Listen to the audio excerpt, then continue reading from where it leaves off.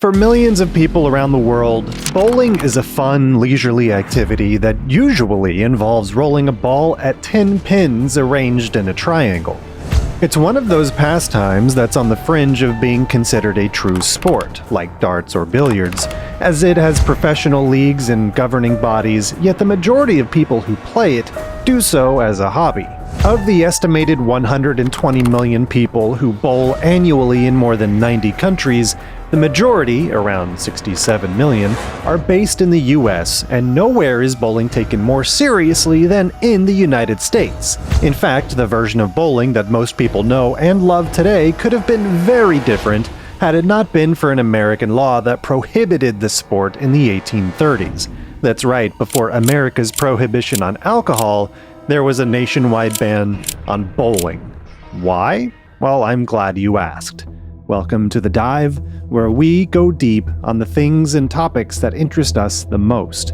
And today, we're going to talk about that time that bowling was banned in America. When you picture bowling in its current form, there's a good chance that you immediately think of neon-lit bowling alleys with rows of oil-slicked lanes, overhead monitors, and automated pin setters. But in the grand scheme of things, that image of bowling represents a tiny portion of the game's history. Bowling actually has a long and fascinating past that dates back thousands of years. While the exact origins of the game are unclear, evidence suggests that it was played by ancient civilizations in various forms. Its origins have been traced all the way back to ancient Egypt, with artifacts found in the tomb of an Egyptian child buried in 5200 BC. The primitive implements found included 9 pieces of stone at which a stone ball was rolled, plus an archway made of marble for the ball to pass through. The ancient Romans also engaged in a game called bocce. Pardon me if that pronunciation is awful, but it involved rolling stones or balls to hit a target. Some historians believe that this game might have served as the basis for later bowling adaptations. Meanwhile, the Polynesian game of ula maika, again, sorry for the pronunciation, also used balls of stone which were to be rolled at targets 60 feet away, a distance which today is still one of the basic regulations of 10-pin bowling. And speaking of pins, 9-pin bowling, as opposed to 10, was very popular in medieval Europe, especially in England and Germany. Martin Luther, the famous German priest and theologian, is credited with settling on 9 as the ideal number of pins, and the practice began not as a sport, but as a religious ceremony. These bowling rites, as they were called, involved rolling a stone down a runway at a kegel, which looked like a modern-day pin, in order to cleanse your sins. This religious aspect is kind of ironic when we get to the reasons why bowling was banned centuries later. Anyway, during this medieval period, bowling started to resemble the modern form of bowling much more closely.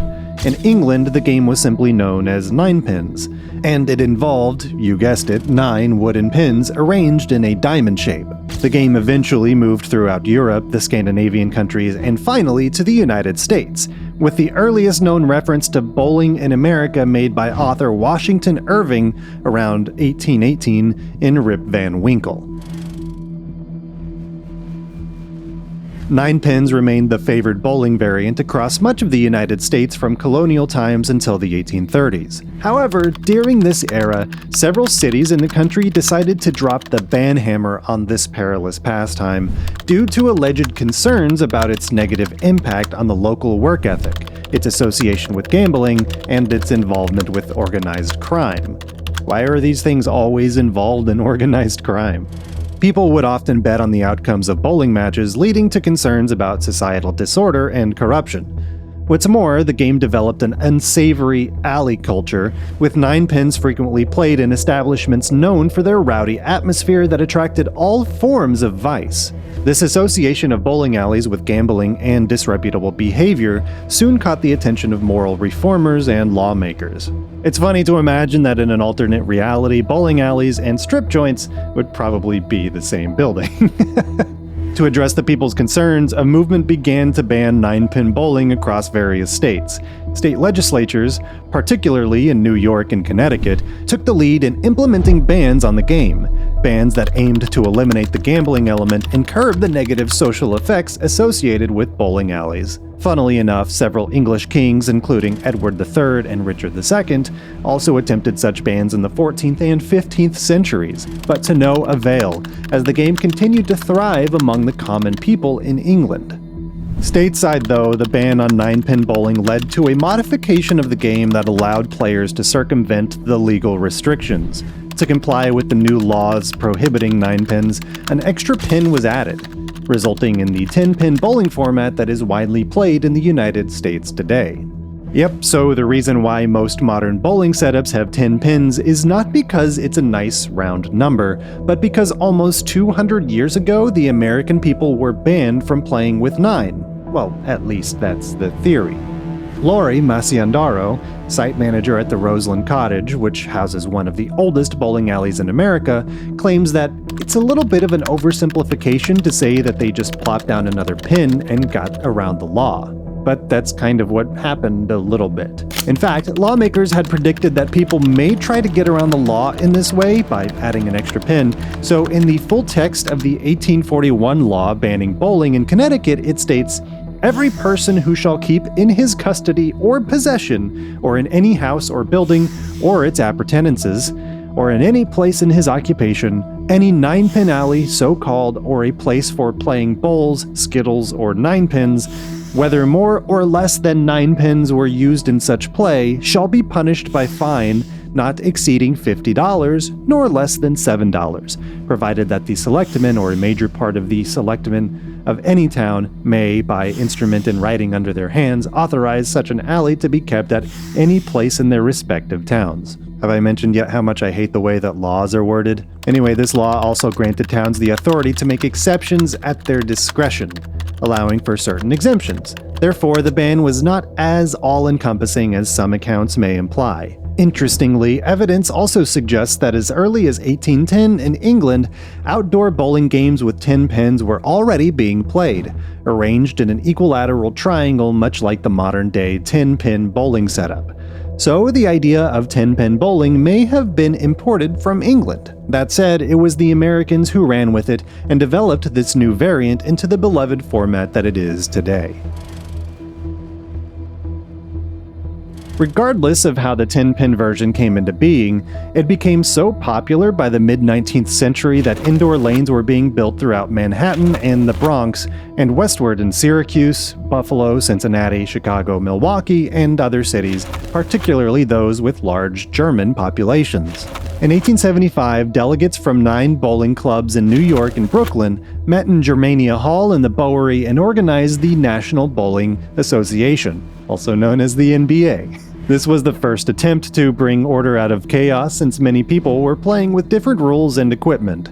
Disagreements raged between the East and West, principally the alignment of New York State bowlers against everyone else. Typical New Yorkers, huh? On September 9, 1895, however, the American Bowling Congress was organized in Beethoven Hall in New York City. It was formed to standardize the rules and regulations of the game and promote its growth.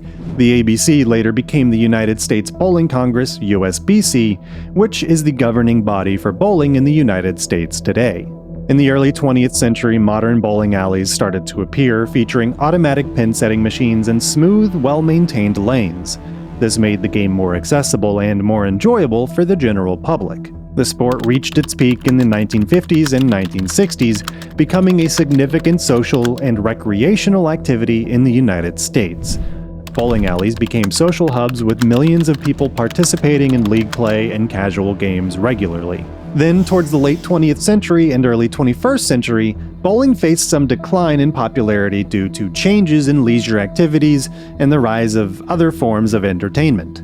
Today, 10-pin bowling continues to be a beloved pastime enjoyed by people of all ages and skill levels worldwide, with professional leagues, international competitions, and millions of recreational players participating in the sport. According to the USBC, more than 67 million people in the United States bowl during a year, and more than 1.2 million people compete regularly in league play certified by the United States Bowling Congress. Meanwhile, 9-pin bowling has vanished from almost all parts of the United States except for Texas.